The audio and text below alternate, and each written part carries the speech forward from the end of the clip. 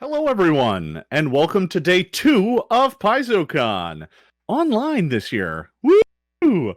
I hope you all have been enjoying the show thus far. We are excited to kick off day 2 seminars here today with the Pathfinder RPG Q&A. I am the moderator for this first panel. I'm the director of game design at Paizo. I'm Jason Bulmahn. Hi, everybody.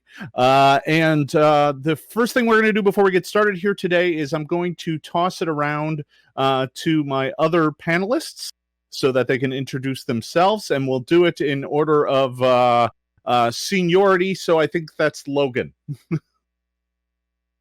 I'm Logan Bonner. I'm the Pathfinder lead designer. I've been here for a few years and just got that job title change toward the end of last year. Started this year, something. Good deal. Mark. I'm Mark Seifter. I am the design manager at Paizo. Like Logan, just had that job title change recently. I guess I'm the only one who's in the right square, so just listen to what we say, not what it says underneath of our face. All right. And Liz. Hi, I'm Lyz Liddell. I'm the newest member of the design team. I joined this team back in September of 2019. Unlike everyone else on this team, my job title is just designer. But we're thrilled to have you, Liz. I'm thrilled to be here.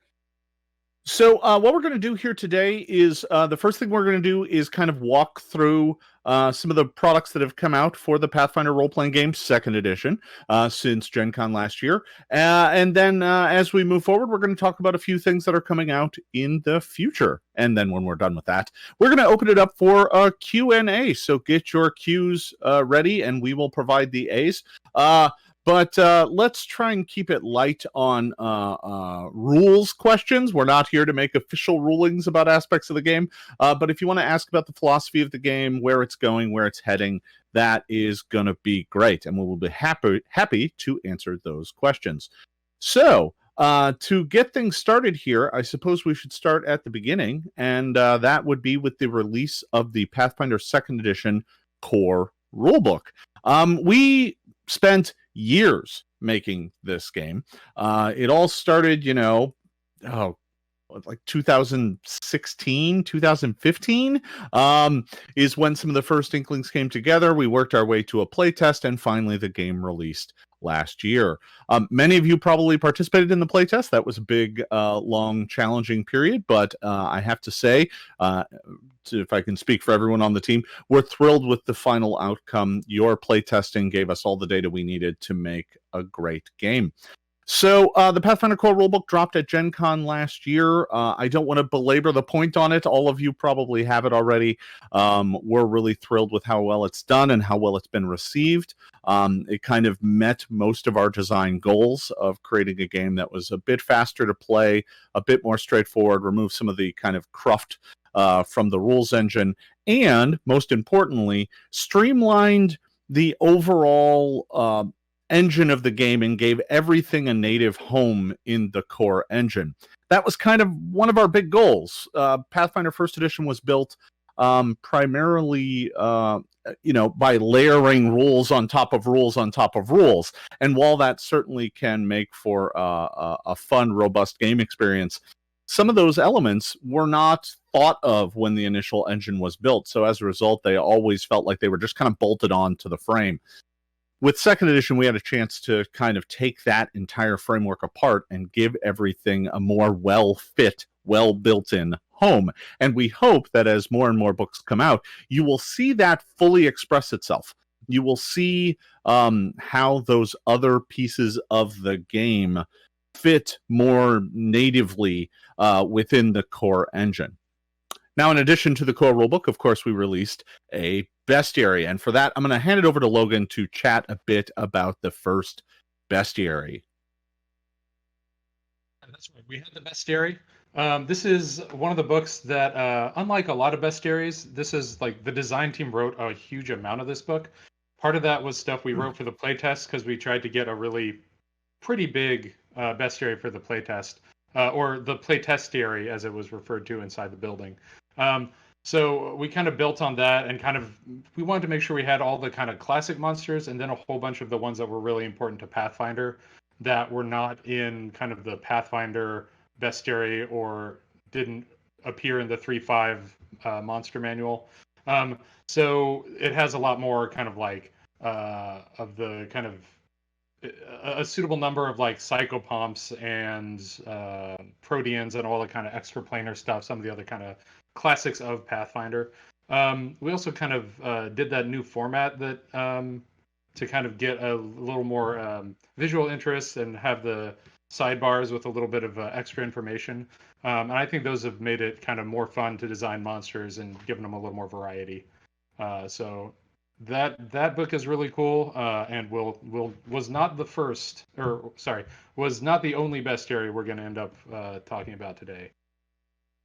Yeah, exactly. I mean, I think one of the things that's made me the most excited about Monsters in Second Edition is just how fresh they feel. How their new abilities both seem familiar but brand new.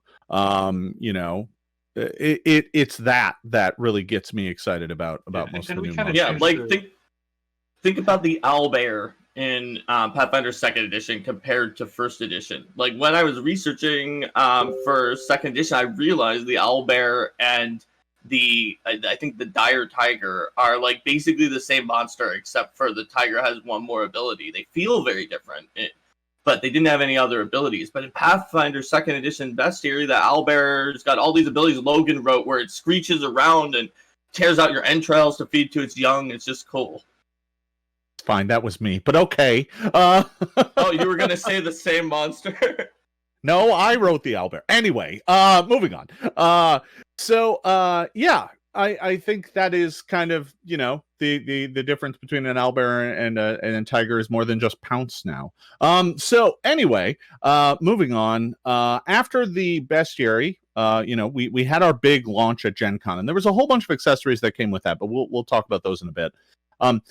You know, we kind of went into the fall and you know, eventually came around to releasing the Game Mastery Guide. Now, this book just released here a few months back. We were a little bit behind on it, getting out of the kind of shadow of the core.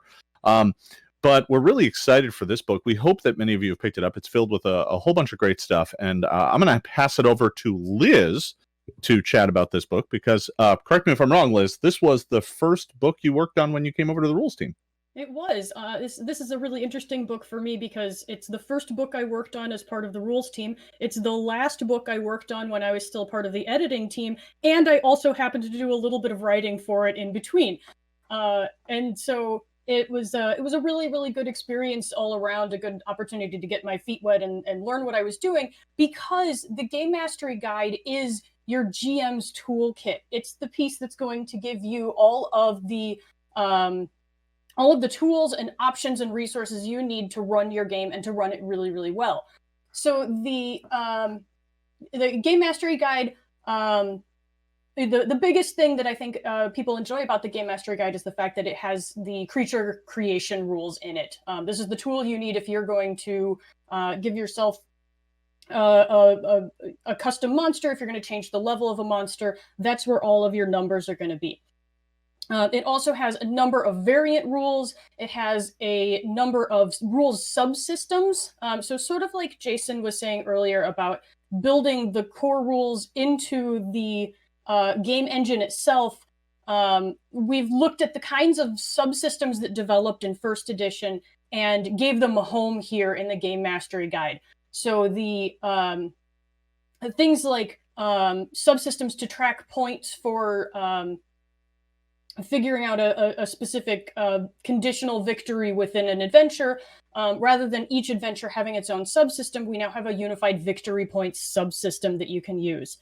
We now have a unified chase system. We have a unified system to manage your heists and your infiltrations.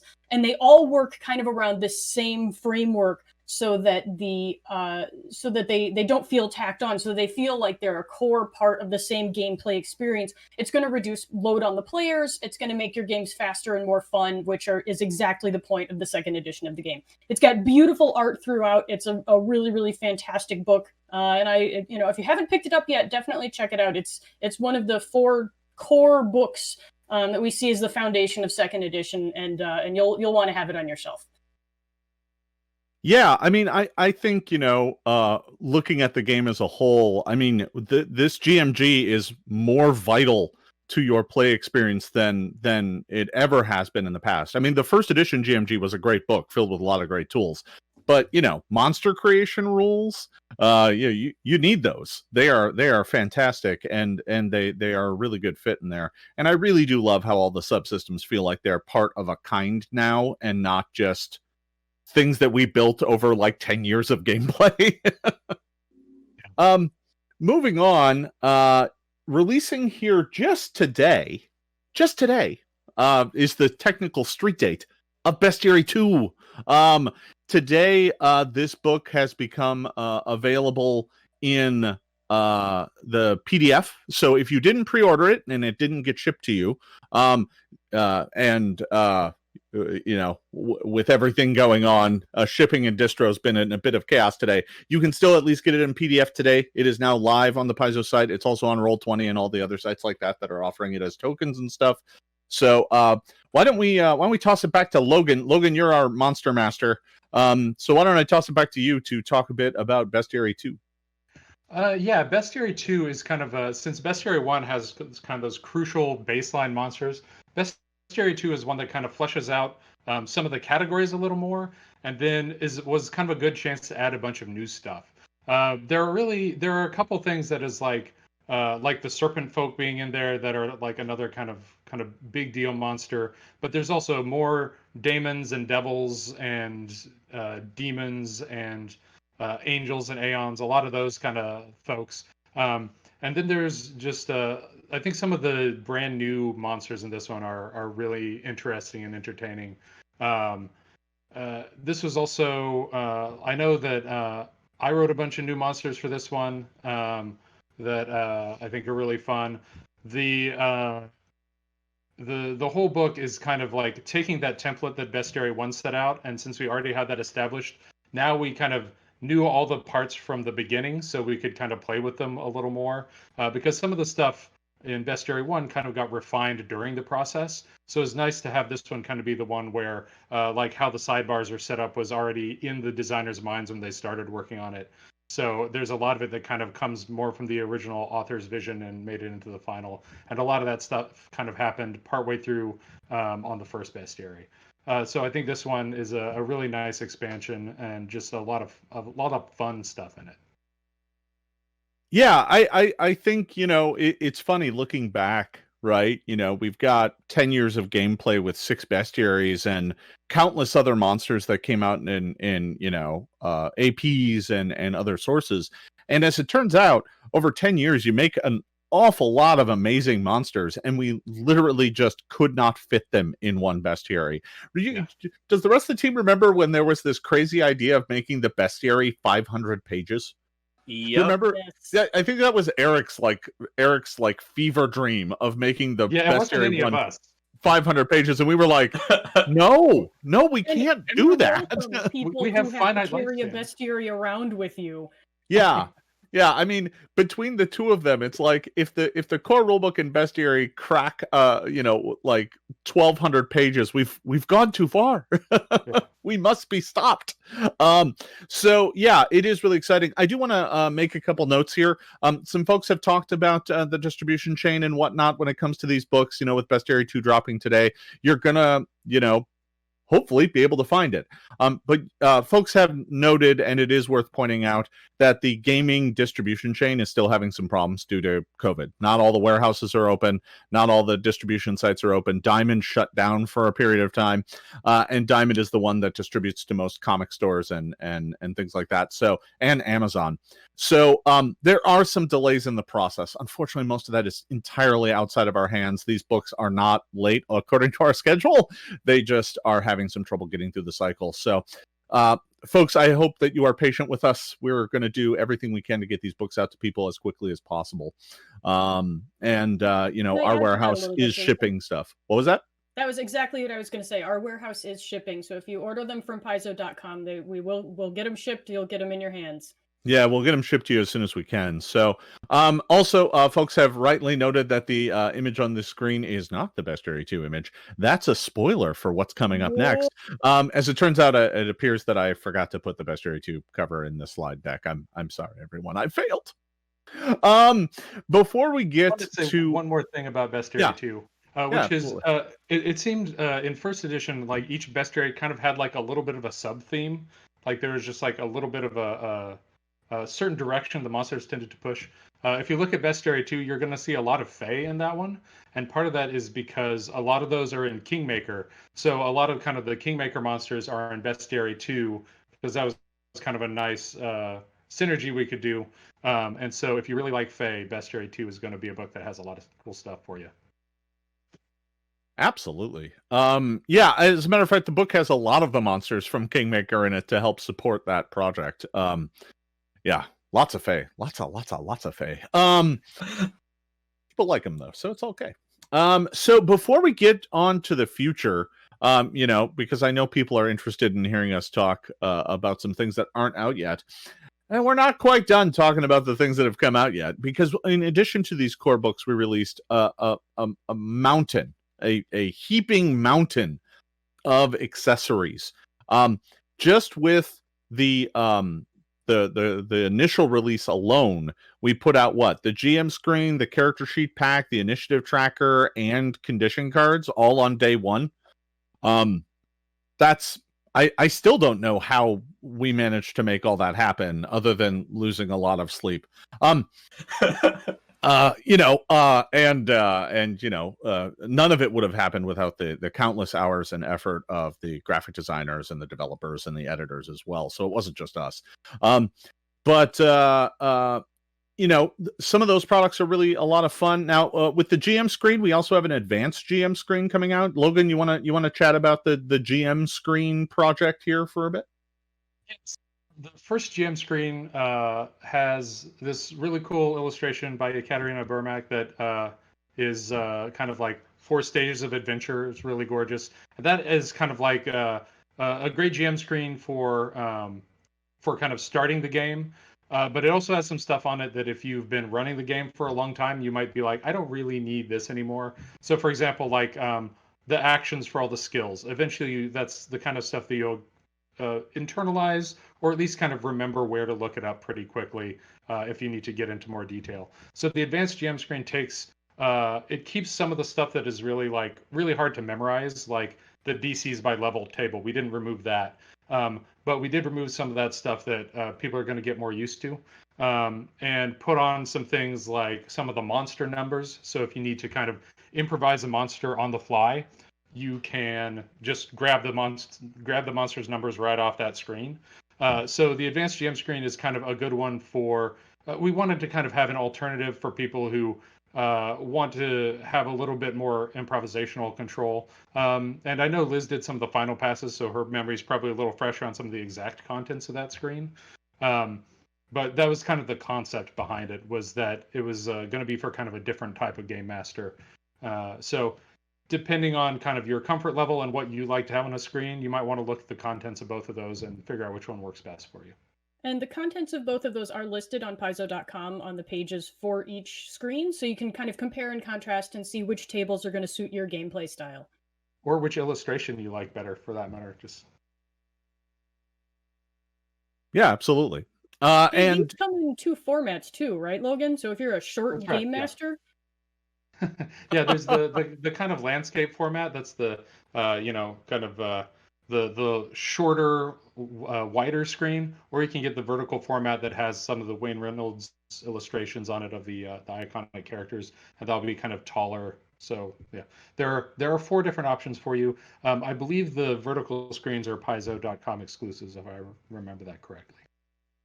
I just want us to come out with the Goliath version that's like double height. That way I have a screen that's finally my size.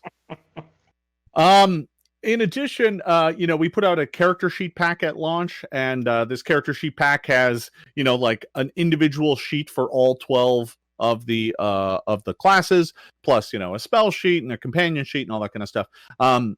We're also putting out an advanced character sheet pack that has some fun stuff in it. That's gone to the printer already, if I recall correctly, right, Logan? Yeah, I think pretty recently. Yeah, it's maybe. Yeah. Time doesn't have meaning anymore, so yeah, the advanced character sheet pack is similar to the character sheet pack, but for the advanced player's guide. So that means it has a character sheet for each of the classes in that book, and then it has some kind of more blank sheets because there aren't 12 classes in that book, and it's got a few kind of experimental sheets and a different kind of folder illustration. So that's another one where it's kind of like you can pick whichever one works best for you and grab that for your game. Or if you play a lot of Pathfinder Society, you have a whole lot of characters, you need 2 folders to contain them all, you can pick up both of them and have a little variety. Yeah, and so continuing down the accessory route, we re-released the initiative tracker. Not much to talk about there. Condition cards are super handy and useful, and have all of the conditions in the game on cards. Many of them have multiples if you need to hand them out. We've also released item cards. We've done decks of weapons and armor and gear, and you can probably expect us to continue that into the future. These, unlike the item cards from first edition, there we go. These actually have stats on the back.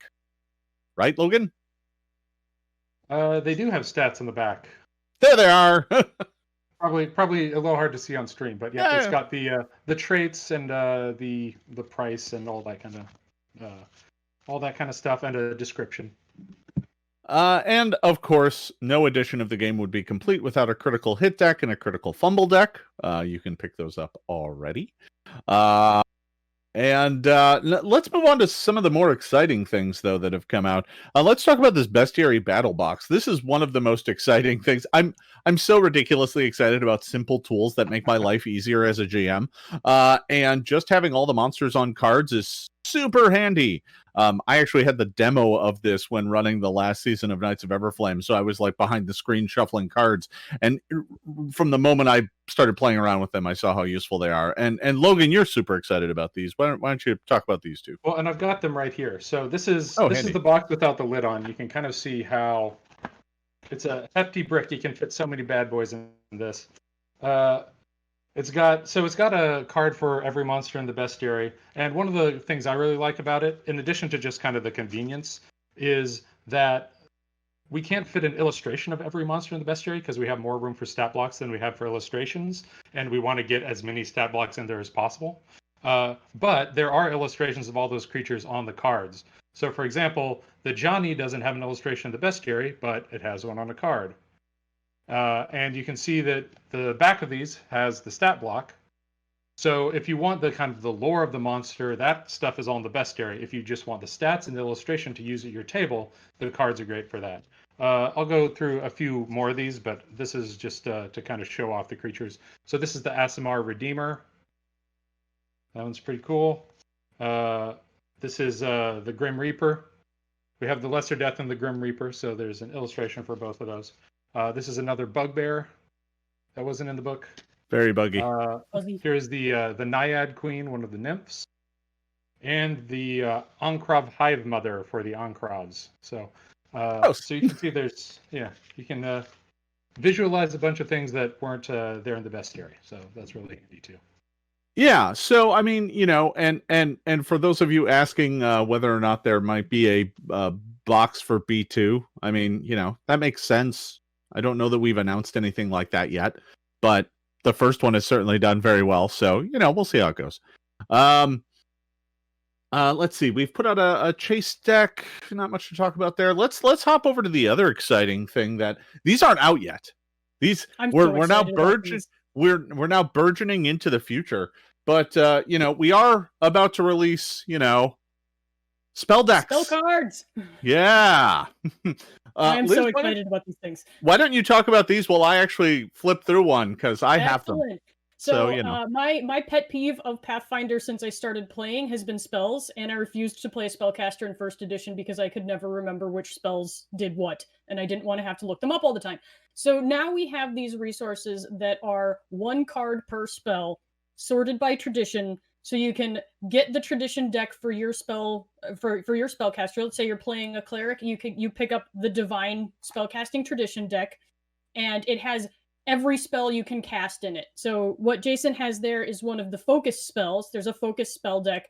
It just has 1 spell per card, and you collect whatever spells you prepared that morning, whatever spells are on the monster stat block, whatever spells are in your spell book, and you have them right there at your fingertips. You don't have to refer back to the book. You don't have to flip pages, and they weigh, I don't know, like 1 gram each. Here's one of our champion devotion spells that we've got there. Yeah, the only one I've opened is the focus deck. Sorry. But there's one for every spellcasting tradition, and since the spellcasting traditions are tied to your class, you pick up the one for your class. And Jason's going to hold all of them at once. It's going to be great. Or you pick up all of them. Get one more. There we go. Excellent. Nice work.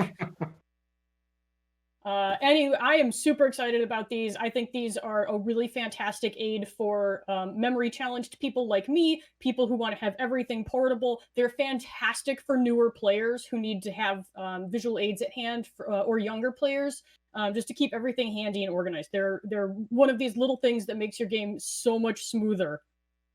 Logan, what you got? And one thing I want to note on that is you can get all those boxes, but if you're just taking the stuff for your game, you can get like a small card box or deck box and just carry the stuff you need with you. If you want to do that with the bestiary cards, I've found out what you want to look for are called coupon storage boxes. Because for some reason, coupons, they figure are this big. So those are big coupons. Yeah, look on like office supply sites. You want a coupon envelope or a coupon storage box. I got a couple of those, and they fit these really well.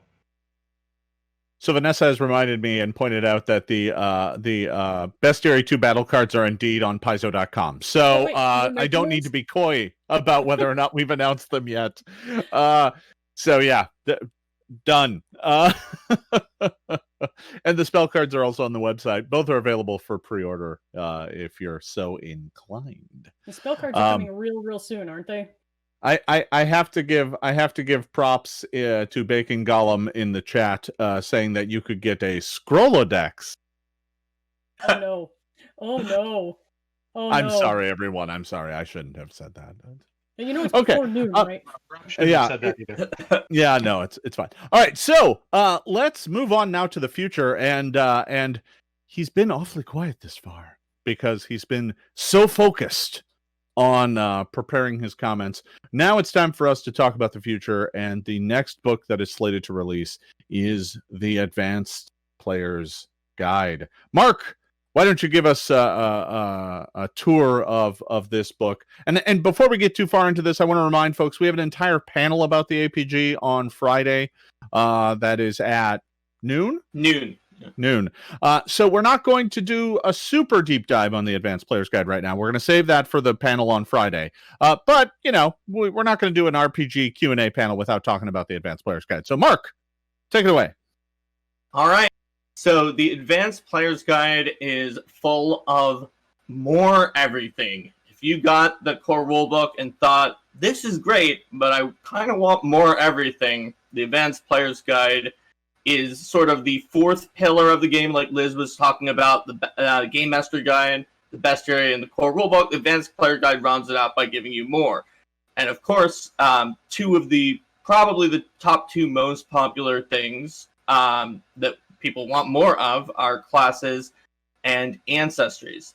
So we've got those. There's 4 new classes in the Advanced Player's Guide. There's the Investigator, which is going to let you play out that detective fantasy, be Sherlock Holmes, but also be other kinds of detectives from TV or books or any kind of media.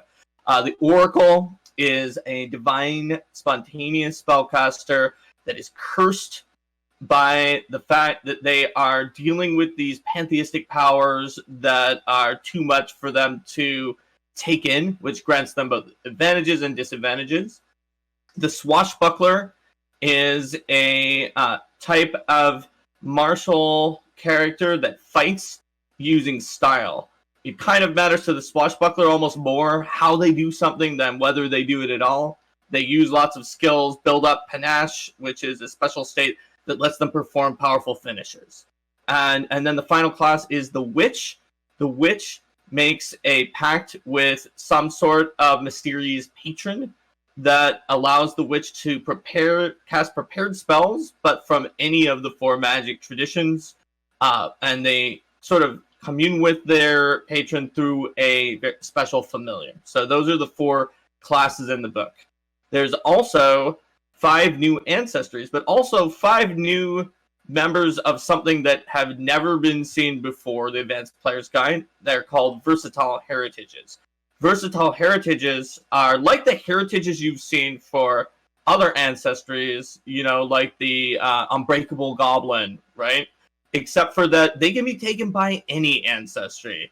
And these versatile heritages include options that would have been a race in Pathfinder First Edition, but sort of didn't really address the full diversity in the setting of those, such as Aasimar Tieflings, which are planar scions of the celestial and fiendish realms, respectively.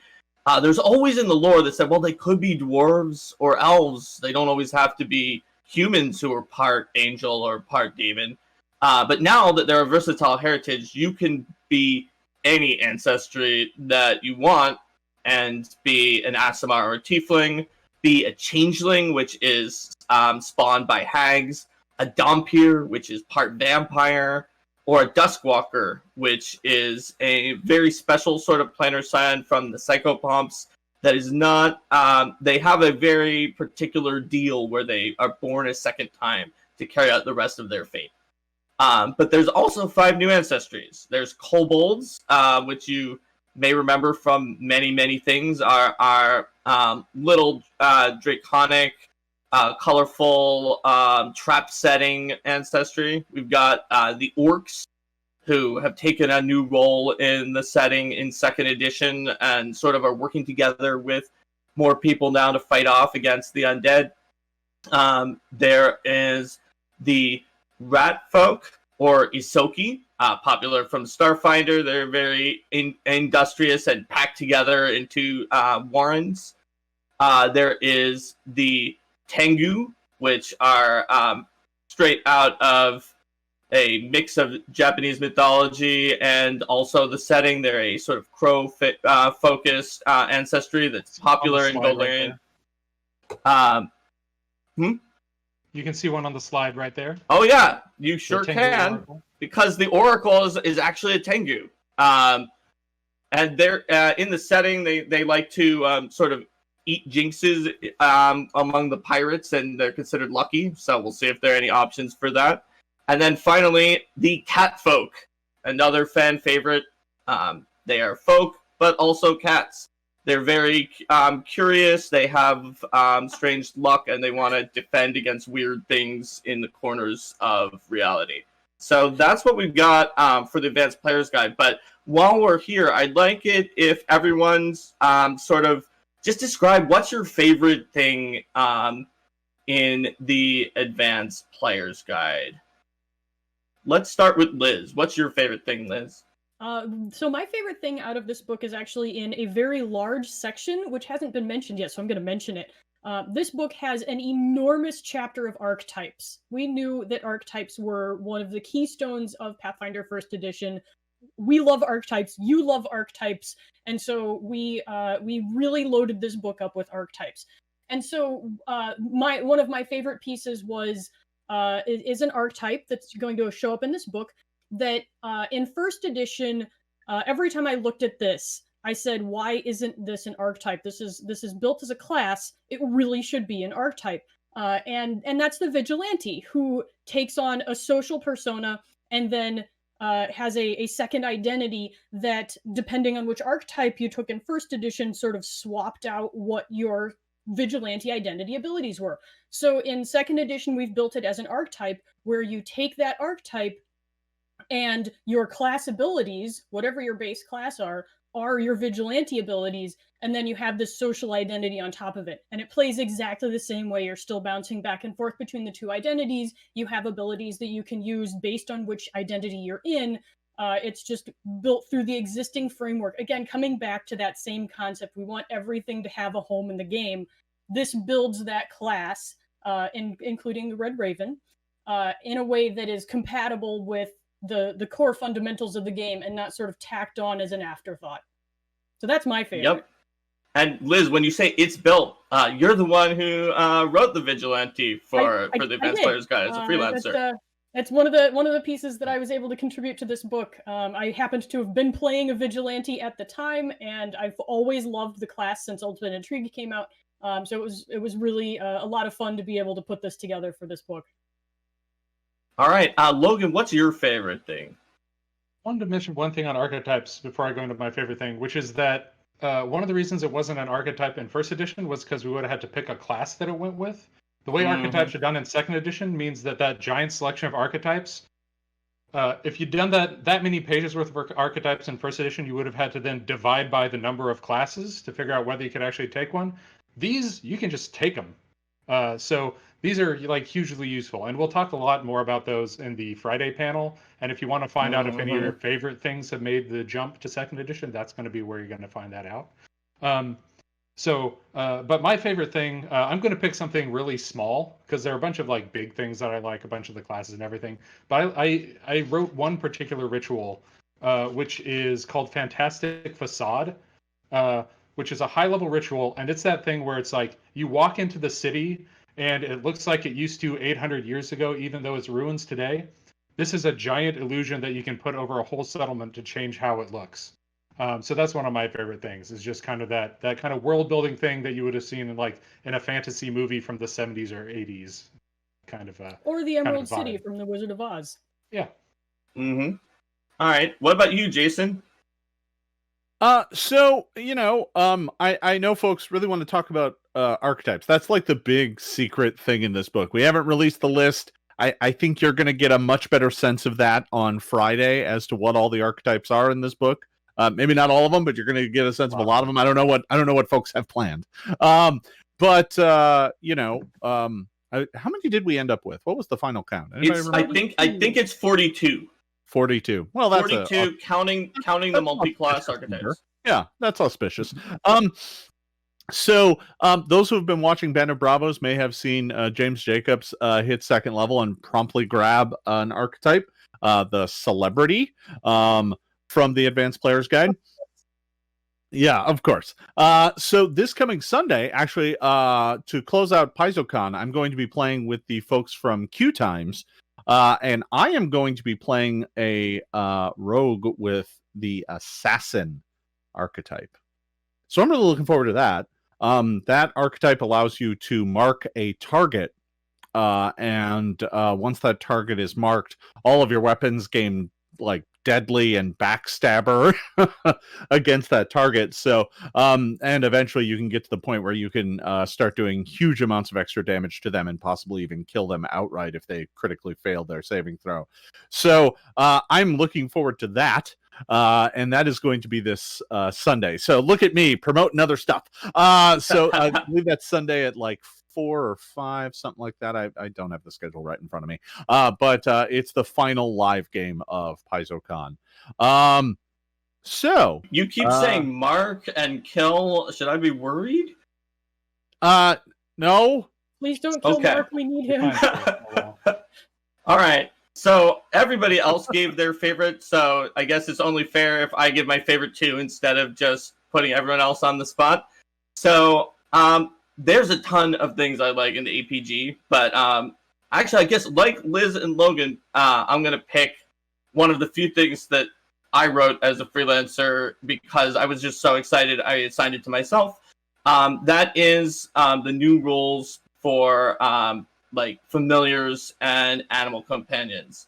So I'm really excited about the fact that not only are there new familiar special abilities and master special abilities like you might have expected from the core rulebook, there's also rules for getting specific familiars.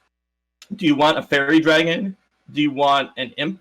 Do you want another one that when we talk about favorites again, I'll tell you what it is on Friday? You can get those characters, you can get those familiars using the rules in the Advanced Player's Guide. There's also brand new animal companions and also some, like, quote, animal companions that aren't exactly animals, like an arboreal sapling from the arboreal family of creatures that includes the old treant type creature, and a riding drake that is just a dragon that you ride on along the ground, breathing fire on people and whatnot, like you do. So I'm pretty excited about that. Somebody in chat asked this, and I have to ask and see, did we manage to squeeze Dinosaur Fort into this book? I tried again, but we did not have space for it again. We'll find a space for Dinosaur Fort eventually, I promise. Jason, we should confab with Logan and see where we can find a good place for it. Yeah, no, I agree. I nearly was like, oh, we could put that in ... And then I was like, oh, I should just shut up. Spoilers, we're always working on more books. Yeah, no. We just don't tell you what they are yet. I was like, oh no. Okay.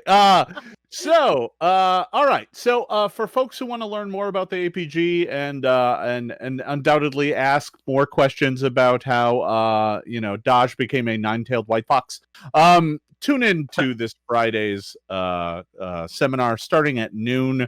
They're going to be talking all about the Advanced Player's Guide. So we'll be certainly happy to answer a few questions here, but I'm going to want to punt a lot of those to Friday, just so everybody knows. So let's talk about the final announced product that we're going to talk about here today, and that is the Beginner Box. Yes, we are super excited to be bringing the Beginner Box to Pathfinder Second Edition. This box was hugely popular and successful in Pathfinder First Edition, and it took it was over 2 years before we got it out. And so for Second Edition, we decided, very early on that the Beginner Box needed to come out as quickly as possible. There was even an early draft of our plan for Second Edition where the Beginner Box came out first. But that was lunacy, and there was no way that was going to happen. So, but we're getting it out as quickly as we can. The Pathfinder Beginner Box is, going to be loaded with the sort of things that you've come to expect from our beginner boxes. There's a lot of content in here. I'm going to talk a little bit about it here today. Much of it is going to be stuff that you expect. There might be a few surprises in there. But the thing I want to stress just from the outset here is that unlike the First Edition Beginner Box, where we actually had to change elements of the game to make it work in a more constrained environment, the Pathfinder Second Edition Beginner Box is Pathfinder Second Edition. It's the same game. We didn't have to change really anything. We wrote new options in some cases that are a little bit more straightforward and streamlined, but we didn't fundamentally change the engine of the game in any real way. So that when you play in the Beginner Box, the character that you make, the character that you play, can transition directly into the regular game without really any alterations at all. This was a huge goal of ours with the design of Second Edition, that we wanted to make a way to bring new people into the game without having to teach them one slightly different version of the game before we teach them the regular version of the game. So, that was a big goal of ours, and I'm happy to say that I feel like we've pulled it off. This box is just about to go to the printer. It is set to release this October, assuming everything goes well in manufacturing and shipping and everything, but that is its targeted release date. So let's take a look inside the box here. And if we could go to the next slide, we will take a look at the massive amount of content that you will find in this box. Unsurprisingly, there is a Hero's Handbook and a Game Master's Guide. The Hero's Handbook does start with a solo adventure, just like the First Edition Beginner Box does. The Game Master's Book does start with an intro adventure, but unlike the First Edition box, this intro adventure is twice the length. It takes up both sides of a flip mat and is designed to provide you with several sessions of play. But We also include a whole bunch of extra stuff if you want to write your own adventures. So, naturally, there are sheets of pawns that you can work with. And we even added, I think the first box had 3 sheets of pawns. For this box, we upped it to 4 to cram in even more monsters and more copies of the monsters, more importantly, so that you could build more robust encounters. There are the flip mats that go with the adventure, or a flip mat. I don't want to make it sound like there's two sides to it. And of course, the box has blank character sheets and pre-generated characters. You will find those in there as well. There is a full set of polyhedral dice, and learning from some of the cool things that they did with the Starfinder Beginner Box, there are also cool, handy reference cards in this box, allowing you to kind of reference the basic rules of the game. All of you have been really deep in this beginner box. Has anybody got anything they want to add to that description? Well, you can see in the picture there on the top of the pawn sheet. If you look real close, there's some pawns on there that don't quite look like monsters, right? Can you see them? They look like actions or reactions. You can pull those off, put them onto the card that you see in the lower right of the picture to show that you have all your actions and your reactions back at the start of your turn. And then play out the action tokens or the reaction when you use them to help you remember that you have used them and what you have left. For beginners, that's really helpful in planning your turn. Another thing Go ahead, Liz. Liz. All right. You can also see in this illustration that we have color-coded the dice to make it really easy to say, hey, you're about to roll a check, grab the purple D20, so that there's no more trying to tell you through words how to tell a D8 and a D10 apart. Yeah, I think, we learned a lot of lessons. The first edition beginner box was a big success and people really liked it, but there were still some things that even then we went, we could do that better. The color-coded dice is certainly one of those.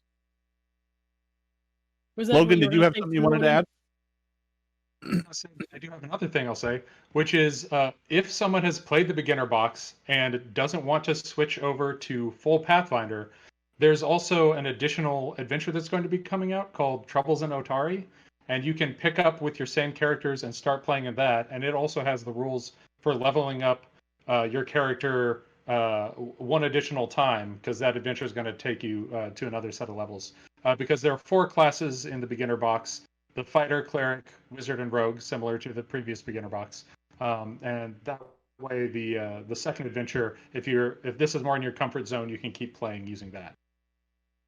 I want to give kudos to the chat, by the way, because they noticed a thing that we have already had fixed, which is there is a color discrepancy between the character sheets and the dice.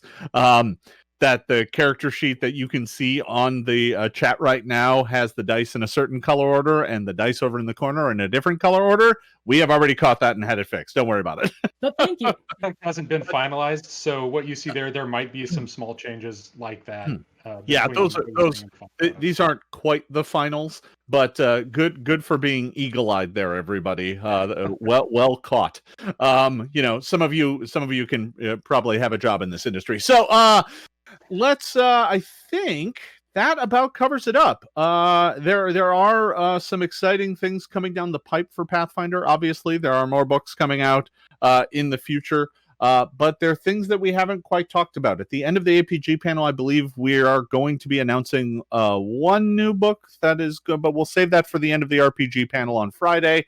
The APG panel, not RPG panel. Too many acronyms. So at this point in time, I think we're just about ready to open it up to questions.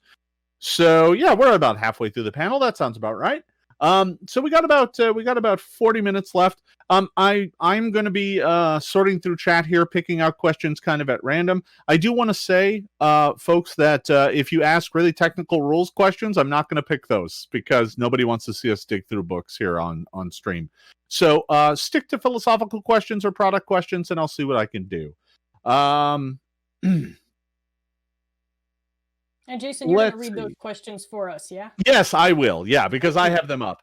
Vanessa wants to remind me that Adam wants me to remind the chat that Adam Daigle will be talking more about Troubles in Otari and the other Pathfinder adventures at 2 p.m. on Friday. So he follows up the APG panel. So if you want to learn more about Troubles in Otari, the sequel to the Beginner Box adventure, you can do so. So let's see here. So the War Priest was roped into the base cleric, and Cavalier and Vigilante are archetypes. What is the design philosophy going forward for hybrid and niche classes, i.e., Brawler, Magus, Summoner, etc.? I think I will start with that. I think the thing that everyone needs to understand is that when we're looking back at content from first edition, we're kind of trying to give it a fresh set of eyes. We're not just saying it was a class in first, it's going to be a class in second. Because in reality, some of these were classes in first purely because the way the archetype system worked and the way that certain things were set up in first edition, it didn't make sense for it to be an archetype. The Vigilante is the classic example of that. That said, there are a lot of classes that, although you can clearly envision a way that that could be an archetype, we also envision a way that that could still remain its own separate class. So I wouldn't assume that just because something is relatively straightforward, that it's like, oh, I can easily see how that would map to an archetype, it's going to be an archetype now. I wouldn't assume that. I think the thing to remember, and the thing that we would like everyone out there to understand, is that these are going to be whole new expressions. We can take a class and build more to it than what its relatively straightforward nuts and bolts approach in first edition was like. That said, there are probably some classes that, yeah, they probably will turn into archetypes. But, we'll talk about that and we'll decide that as we go along. I think the thing I want to stress is that we are eager to get out new and interesting content to you as quickly as possible. Anybody want to add on to that while I look for another question? Yeah, I'll add on to that a little bit. I think one of the things you'll see when you look at how we've brought some of these forward, you'll see things like the Swashbuckler was a hybrid class, but we looked at it and said, this has enough juice that it can be its own class if we do something really different with it. You can see that in the playtest, and you'll see that in the final. And we look at others like the Cavalier, where it's like, the expression of this can graft onto another character concept pretty cleanly, so this makes more sense as an archetype. So, its former status is not necessarily an indication of its new status. In theory, something that was an archetype in first edition could be a class in second edition, or could be a set of feats, or anything like that. And the War Priest is a good example of that, kind of folding into the cleric. I think Lyz. Yeah, and just to tack onto that, there's more to the second edition of the game than just updating things from first edition. We've got a whole rules set that we can play with. And so we're looking at ways to do things that aren't just the same things we've done before. So we know that there are a lot of things that are out there that are fun that we want to bring forward, but we're also looking beyond that to see what else we can do and what new toys we can make.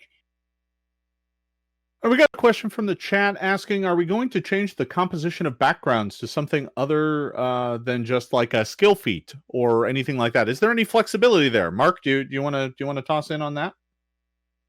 So I would say that you may want to check out the Advanced Player's Guide panel, although we may not talk about that there, so I'll just be less coy. We're going to have some backgrounds in the Advanced Player's Guide that are a little more beyond the normal, that might require some kind of group or consensus or buy-in that are a little bit stranger and can do a little bit more.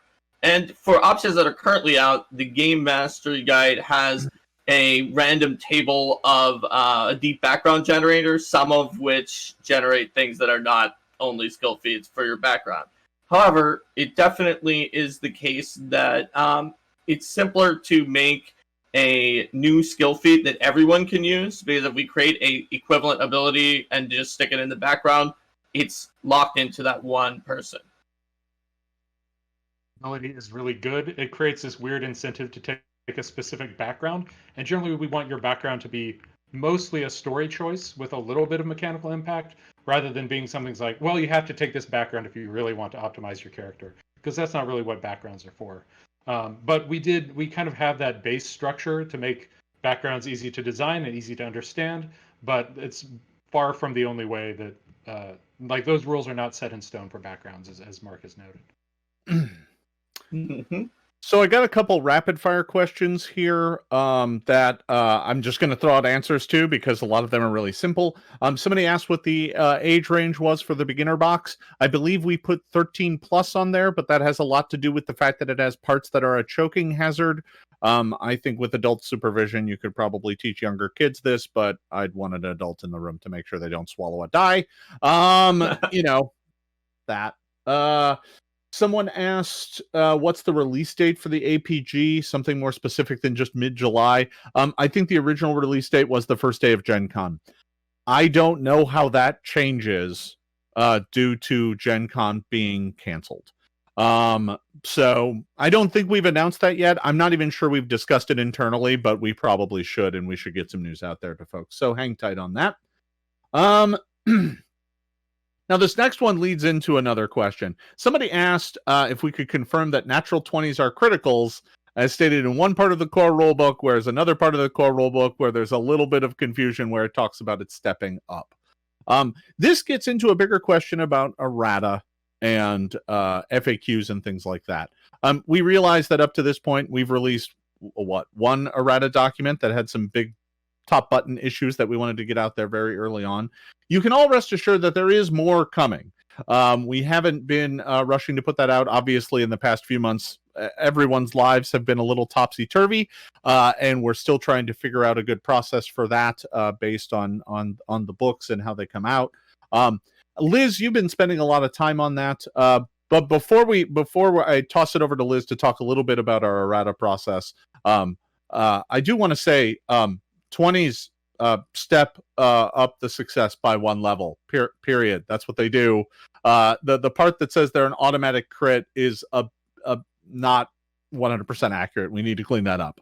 That is what a 20 does. A 20 says calculate the success level normally and then step it up by one. There. It's been said. Unless anybody wants to disagree. No? You got it. All right, good. Lyz, why don't you talk about errata and FAQ? Yeah, so I've been collecting errors through the core rulebook, which is really in some ways kind of an existentially depressing process because I was on the editor and developer team for the book, so now it's just going through and finding all of the places where I mucked it up.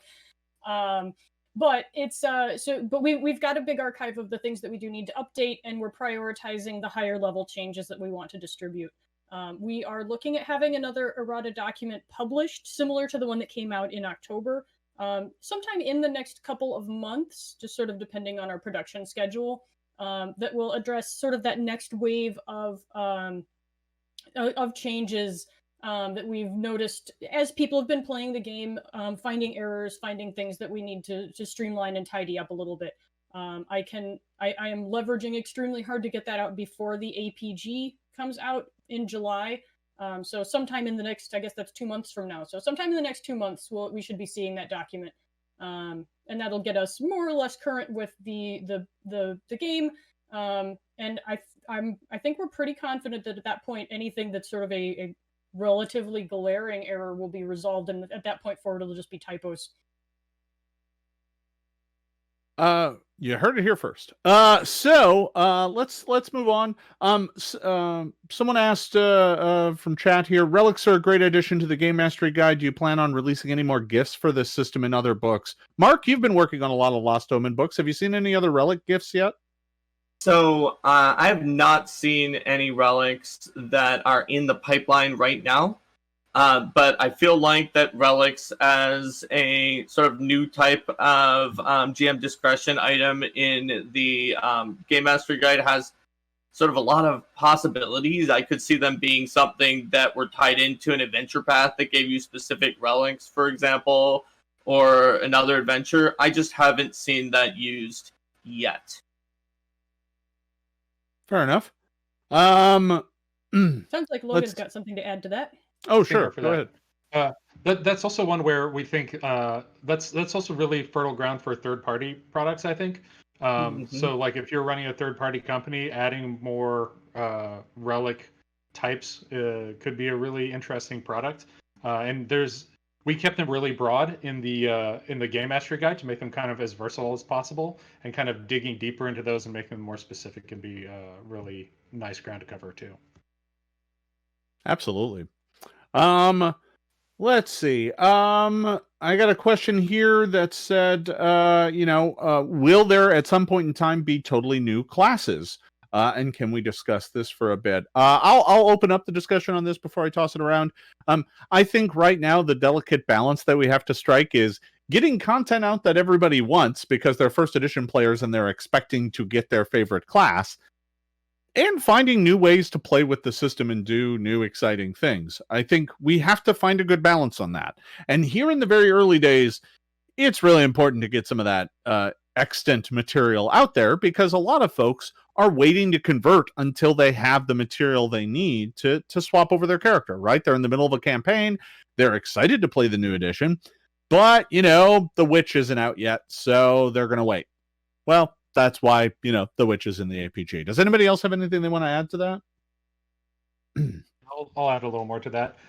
One of the things with when new classes come into the game and when old things appear is not always based entirely on just the merit of whatever the class was or is going to be, but part of that is like what book does it fit in.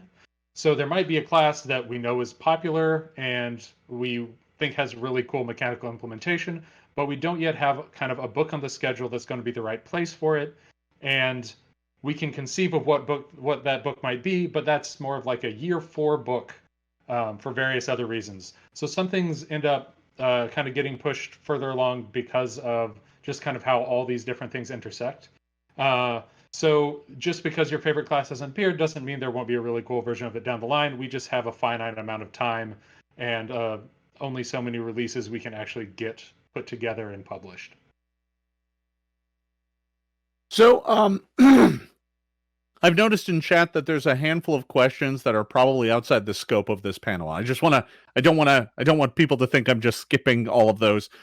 If you're asking about Lost Omens and the world of Galarian, that's probably outside the scope for this particular panel. Also, for those who have asked about Starfinder and a Starfinder Second Edition, definitely outside the scope of this panel. The Starfinder today is the Starfinder Marquee Day, correct? The next panel is Starfinder, right? So ask them. Sorry, I'm just throwing grenades forward here. Some folks have asked a number of follow-on questions about errata and PDFs and reprints of the book. I think it is important to note that we are still formulating our policy on that. And I probably don't want to say too much more than that because I know we're in the middle of trying to discuss how to do it. So, will there be updated books and PDFs with the errata? Absolutely there will. When will those come out? I'll get back to you.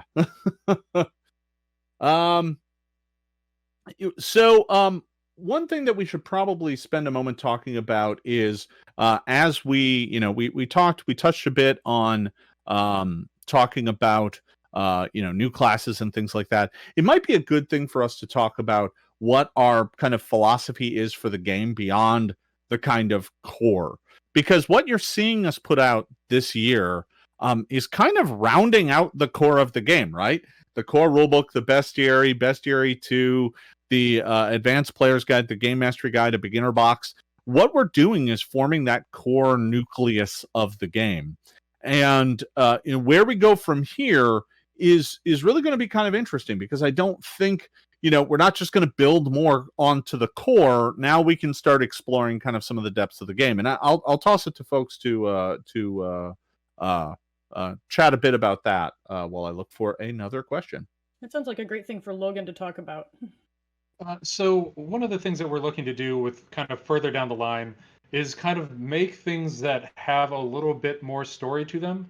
Something that's kind of in between something like Advanced Player's Guide and between what they're doing in the Lost Omens line, where the Lost Omens line has a whole lot of world stuff, a whole lot of role-playing stuff, and something like Advanced Player's Guide is very mechanics heavy and tells you enough story to kind of make your character and everything, but doesn't go into a super deep dive. We want most of our books to kind of fall in kind of that middle ground, especially to give something that's more interesting to read, to give more role-playing hooks, kind of something that doesn't feel as much like some of the first edition books could kind of feel like a bunch of mechanics and not a lot more to kind of engage you. So we're looking more at like the kind of closer to the Occult Adventures model, that kind of balance. So because that's kind of the direction we're looking to move for most of our books, we wanted to make sure that like the Advanced Player's Guide is just absolutely packed with a bunch of mechanical options, because we know that we want to kind of do something a little different going on down the line with kind of stronger theming. So you'll probably be seeing some changes in things that we are not going to be announcing a whole bunch of soon, but that we are already working on because kind of how far out we work. Anybody else want to add to that? I think it opens up a lot of really interesting design space for this team, because we can really get into a level of integration with the setting in a very rules-heavy way that there was kind of the separation between the core rules in first edition and the setting material. Now we can really hook that together, and so we can look at how does our setting inform our design choices, and how does the setting inform the mechanics of the game and the options that we present in a really kind of holistic way that I think is going to make for really the things that are a lot more fun and more engaging to play. So I'm excited about it. I hope other people are. So, couple of things. First off, we've gotten a lot of questions about the Gunslinger. Boy, there was a lot of comments about those. And it's just like, we have not announced the Gunslinger appearing in any book yet. So I'm not sure that there's an awful lot we have to say about that. We understand there's demand for it. Yeah. I think it's funny because, the Gunslinger is such a contentious and beloved class.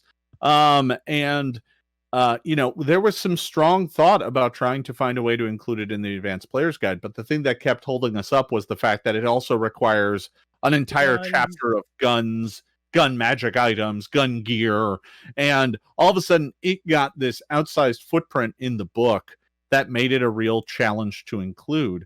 So, I think with some very popular classes, right? Yeah, it's really hard to pick. We knew we could only do like 3 or 4 classes for that book, and so there are so many popular options that we're fighting for that spot. Yeah. So, I mean, I think, we are definitely looking at a way to include the Gunslinger back into the game, but it needs to have the right support around it. We can't just drop it and say, and here's 3 guns. Ta-da, we're done. It needs full, robust support, because that's just how we do. So and that goes back to what I was saying about finding the right book for it. Like it can't just appear, because there is a lot of support that it needs. Yeah. I agree. So then there are also a handful of questions about, there's been some questions about the power level of the classes, like the how wizards don't feel as powerful, or how alchemists don't feel as powerful.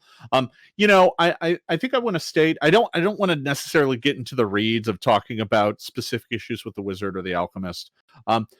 But I do say this, we do pay a lot of attention to the forums, to online places where people talk about things. We pay attention to that. And, I'm not saying that we're going to, people complain about this thing, so we'll rush out and fix it. That's not really how this works. But we do, we are sensitive to people saying, hey, this isn't working as intended. I don't know. Anybody want to talk to that? Mark? I would. Sure. I would say that we use a variety of means of feedback, including, like Jason says, the forums, Reddit, all sorts of different places where people are talking about things. We look at not only people's play data of talking about, oh, this is what happened to my character, mathematical analyses that people perform, and just various different discourse. And then usually what we do is we come back and we discuss it, and we say, okay, here's what we see, and here's what we saw from survey data and all sorts of other things that we have. Here's also what people are saying that they think is the fix. But does that actually fix the problem that they're having?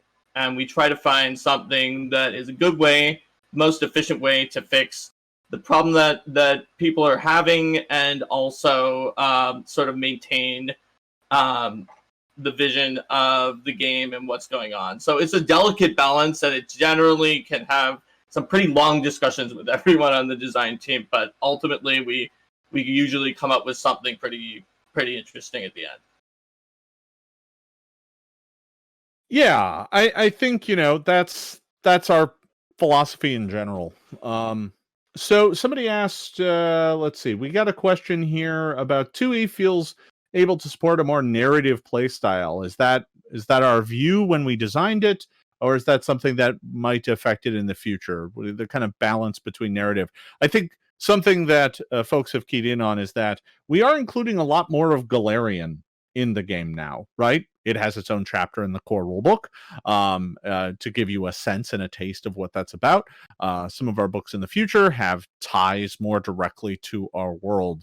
And I'm wondering if anyone on the team wants to chat about that for a bit. A non-Galarian take on it. Oh, sure. The kind of narrative style of play. We didn't add a whole bunch of kind of like specific like narrative control game mechanics to the game. We had some kind of early concepts of that, but the main reason we didn't is just because there's already a lot of game there, and we would have to remove some classic stuff to make that work. So we ended up not doing that. But what we did try to remove was some of the kind of impediments to storytelling that were in first edition. And part of that is with having more kind of GM say in things, and more kind of GM information flow and information control. Part of that is like, rather than having a precise formula for how to calculate the perception bonuses and penalties for something, or saying you always have to calculate cover by exactly this formula, and saying that you can kind of do it a little more at the GM's judgment, we wanted to kind of make it a little easier to kind of do narrative flow that way. So I think that's part of the philosophy going in there. And then we also, once we got to like the investigator, experimented more with, let's do something very narrative and see if people like it in the playtest, which is the great thing about playtest. We can actually see if something gets acceptance. And that was kind of like probably the furthest thing we've done in like player-facing rules to go into a more narrative space. And those have generally been received pretty well. Lyz, sorry, I'm yeah, done. I mean, it's just a little mechanical thing that kind of falls into the same vein. The fact that we have secret checks so that you can kind of explore that narrative experience as a player of not knowing what your character doesn't know.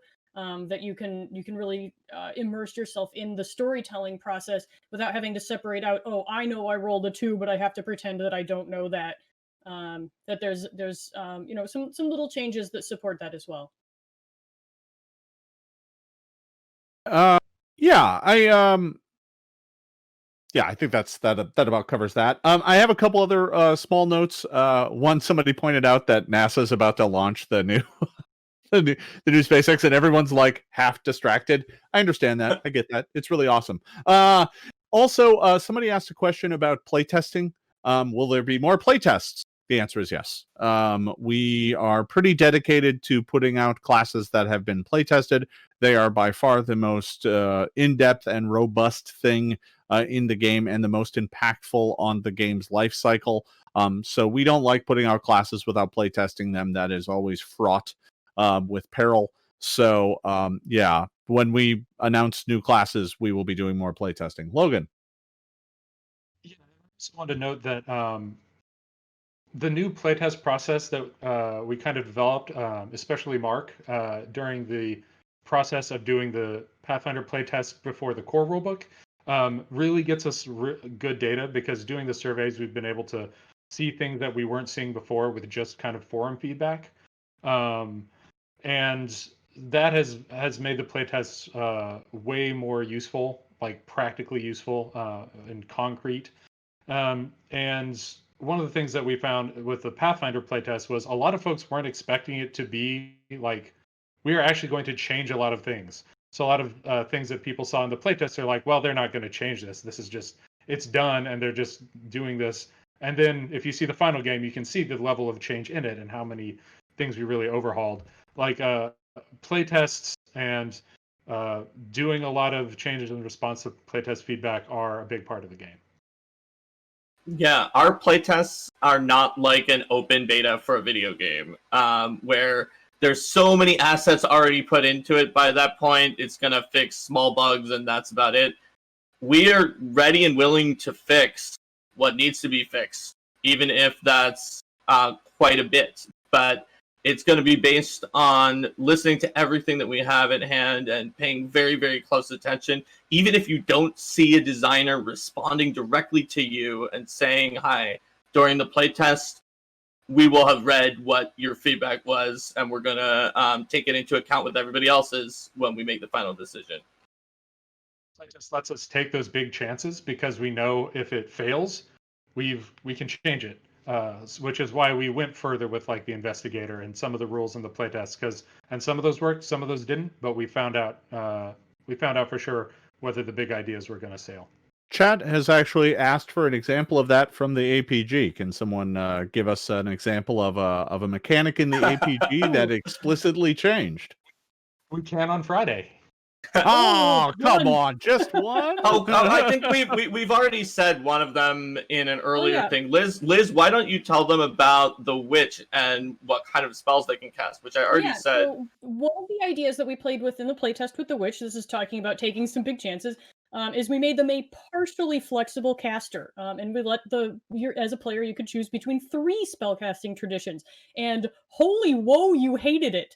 And it was one of the most contentious issues of the whole playtest. And so we listened, and from the whole spectrum of people who said witches should be occult only or primal only, to witches should be all 4, to witches should only be these 2 random ones, which were always different between who was making decisions.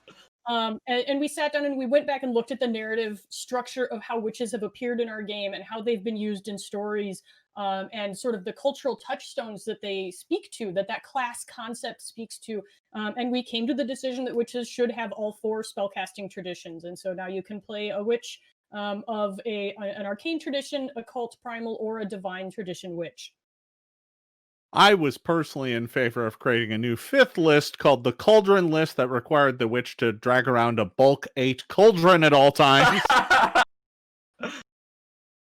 That's just me, though. You know, that's why we put Lyz as the lead on the witch. That was a good call. We heard the competing pitches, and we like Liz's better.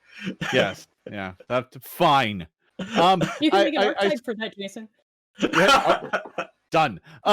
So I saw some folks. I saw someone ask about whether or not we would ever think about changing the 1.5 diagonal movement rule. You know how you go 1 2 1 2 1 2. Yeah, that's a topic that just won't die. Everyone's split on that. Didn't we include something in the GMB about not using that rule? I think so. Yeah, I mean the rule is just like don't just count every square, right? Like it's there's not much of a rule there, because there doesn't need to be much of a rule there. It's just like do this simpler thing. But yeah, anytime we talk about it, we get so much disagreement on both sides. There's not really an easy answer on that. Yeah. Well, I mean, you end up dealing with but now my fireballs are square crowd. There's the now whenever I look at the map, like the part that's furthest away in my, in actual distance on a square map is the same distance as the corner that's much closer, right? And then there is no actual distance because this is not a physical space, right? Yeah. Like there's a counter argument to everything constantly forever. Oh yeah, even internally, we always had back and forth, right? There was like, well, it's like video games where you run diagonally and it makes you move faster to escape from the enemies, and then that has its own counter. We could just go on. I don't think we should. I'm on moved diagonally, so you didn't move faster. We're gonna remove the grid, and everyone's gonna have to get a tape measure. Someone suggested going back to hexes. One of the things that I actually proposed at some point in time in the design was maybe we should go to 2 meter squares. That way, diagonals were just 3. Like that. We experimented with that, but that kind of works. Do it. But no one like it was like I have to go 2, 4, 6, 9, 11. Forget it. Nobody wanted to do it. I liked it, but nobody else did. Yeah. Instead, we're going to go with a series of conceptual bubbles, and you get X amount of bubble movement. Oh no, James Case's character is going to move the farthest. Yeah, no. Oh, that's fair. No. Oh no. You make the biggest bubbles. It's very large bubbles. Yep. All right, I got to hand it to chat. Only witches use hexes. Oh, see, that's where my love of hexes comes from. See, there you go. Yeah. It would be another way to torture the editing team. It's like, okay, level means these 3 things. Hex means these 2 things. Sorry, guys. So I got a couple questions about familiars and animal companions and stuff, about broadening some of the traits and types to allow you to have weirder animal companions. We sort of already answered that earlier on. But yes, you can have wider animal companions, and they're in the advanced player's guide. So check it out. Like, the dragon doesn't say animal on it. It says dragon. Fair enough. Let's see. I'm trying to see if there's anything else in here. Are we going to continue to support some of the subsystems described in the Game Mastery Guide, like relics, artifacts, afflictions, things like that? Yes. Yeah. Yeah.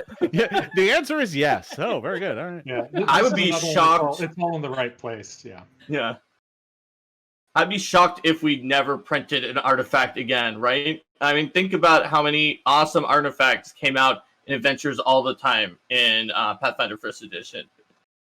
Yeah, I mean, I think it depends on the context. So things like artifacts and afflictions you're going to see as they come up in adventures. I suspect the adventure path line is going to see the bulk of those. But we've already seen artifacts in some of the Lost Omens books. I think we'll continue to see that. Things like relics, I think we'll also see maybe in a more limited capacity. But most of what's in the Game Mastery Guide is in there to be used. So I would say, it'll come up. It's there. It's a tool. Something like a relic requires enough space and kind of commitment that they aren't going to appear as often as, say, an artifact where you can just put one into an adventure because that's all you need. And also the Game Mastery Guide, we kind of look at it like the core rulebook and the bestiary are enough to run a game, to run an adventure. The Game Mastery Guide is enough to build. So a lot of those things are kind of like, it's assuming that your GMing style is getting into the weeds enough that you're really wanting to make your own stuff. So a lot of those are kind of put in there to kind of be guidance for the GM. I think Relics is probably, of that group, the biggest example of that, because it is so up to kind of the play style and requires your attention throughout the game, throughout the campaign. That some of those are going to get more expansion than others. Oh, absolutely. So I just want to let folks know we got about 8 minutes left here in the Q&A portion before we wrap up this panel. So if you have any last questions, feel free to throw them in. I'm going to do a bit of a roundtable question here for folks, for my fellow panelists. What has surprised you most about 2E and its response now that it's been out for a while, and the comments and feedback you've seen? So what have you seen that kind of has surprised you about the initial adaptation and acceptance of the game? Anybody? Have I stumped the panel? I have an odd one. In that Sure. I was in 2 games that were mid adventure path when Second Edition released, and knowing where I was in my life and that I was developing this game and designing this game, I said I need to go to the Second Edition. So if this game is going to continue, we need to convert the game.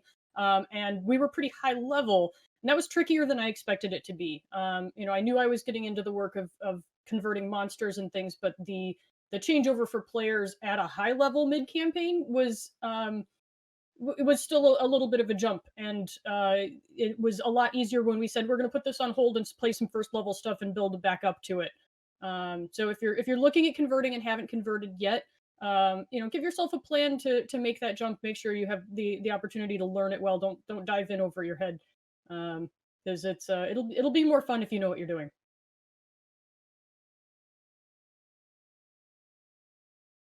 me, just kind of generally, it's been overall more positive than I expected. You see a fair number of people kind of like, and there's always people who first edition is going to work better for them. But I think I'm seeing a lot more people who are like, I prefer first edition. I want to keep playing that, and not as many like, well, the new edition just sucks and is terrible, and there's no way anyone should play it. Right? I'm seeing a lot more people, and maybe it's a factor of like people's attitudes slowly shifting over time. But I'm seeing less kind of like edition war, and I think part of that is because, you know, we have as a company, it's like if you want to play first edition, that's cool. We did a bunch of it, and we worked really hard on it. That's great. We aren't really like we aren't kind of trying to say like there's nothing good about first edition. So we're happy that people are continuing to play first edition too, and glad that second edition is finding its fans as well. I guess my cop-out answer is that I'm surprised that there wasn't anything like way more shocking and outside the realm of things that we had ever anticipated that just suddenly popped up. Because with a lot of the other books I've worked on here and the other releases, there's always been like the thing that suddenly dominated the discourse that just came out of nowhere and that we didn't expect. But I kind of was expecting sort of some of the things that people are talking about other than like real minutia. So I guess I'm kind of surprised by that. It went like, I would say, like Logan said, a little bit more positive in terms of the feedback from some of the people who were like, first edition is more the one for me, but otherwise pretty much on the same notes that I might have thought.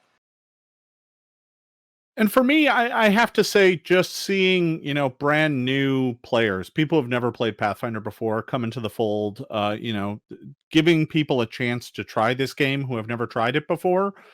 Actually, like the thing, I guess I shouldn't be surprised by this, but it still surprises me every time, is that people who have no experience with first edition actually have an easier time adapting and picking up second edition in some cases than people who were diehard first ed players. And part of that's just because we use some of the same terms because they're the right term for the job, but now it means something different. And as a result, they have to unlearn and relearn a thing, which is a challenge. And we get that. I'm going to jump in real quick because we just Yeah. sort of had a whole round of here's why you should stick with first edition, or that first edition is awesome, which it is. But I think I don't want to make it. I would like to say very clearly that second edition is great, and I have loved playing it, and it's been a big part of me joining this design team is that I get to work on this game. And so it's, if you're thinking about picking it up, pick it up. It's great. If you want to stick with first edition for a while, absolutely, it's great too. But I think there's a lot of improvements that have been made with this new edition that just make it a great game, and it's a lot of fun. I want to add on to that and say that I've been running War for the Crown Adventure Path in second edition and have been I was surprised at first, but it took me way less time to prep than it did when I was running it in first edition, even though I was converting. And my group is running Iron Fang Invasion in first edition, so we still love both, although that GM kind of wants to switch over to second edition because he's envious of the fact that it was easier to prepare. Yeah. Yeah. I was just saying, like, I think the positivity of our fan base overall is always surprising. Like, it is so overwhelmingly positive, and you can see every opinion from like, second edition isn't for me, but I can really see all the work that was put into it, and it looks beautiful. So kudos on making it.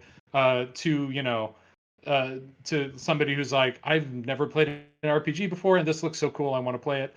It's really been interesting seeing all the different responses and kind of the wide gamut of that. Yeah, it really has been, I have to give kudos to the community. They have been great in this. And even the groups that are like, yeah, we're still playing first and we're happy with first. Good. We're glad that you're playing our games. And second edition will still be there when you're ready or when it's, robust and has the options that you're looking for in a game. We understand that takes time and it's not going to be an immediate conversion for everybody. That's okay. We'll still be here making great games. So I got a few notes. Somebody asked about when we're going to be converting Ultimate Magic and Ultimate Combat and stuff. I just want to say something about that here real quick. Yeah, outside of the core, I don't think we're going to be doing direct re-envisionings of books from first edition. So if you're waiting for us to announce Ultimate Combat, you're going to be waiting, because I don't think we're going to announce Ultimate Combat for second edition. I think once we get beyond the core, we're going to be looking at new ways to bundle stuff together and give you new exciting content. We've touched on that a little bit already. I just wanted to make that clear. Let's see. I think we're just about wrapping it up here. Yeah, we're at 11:30.